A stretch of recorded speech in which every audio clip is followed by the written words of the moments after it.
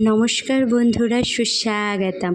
আজকে চলে গেছিলাম জেঠিমাদের বাড়ি গোপালজির 56 ভোগের অনুষ্ঠানে। কি সুন্দরভাবে সাজানো হয়েছে দেখো, আর কত রকম ভোগের আয়োজন করা হয়েছে। তারপরে একটু নাম গান শুনে নিয়ে তারপরে চলে গেছিলাম ছাদে। ছাদে কত রকমের ফলের গাছ, ফুলের গাছ ছিল।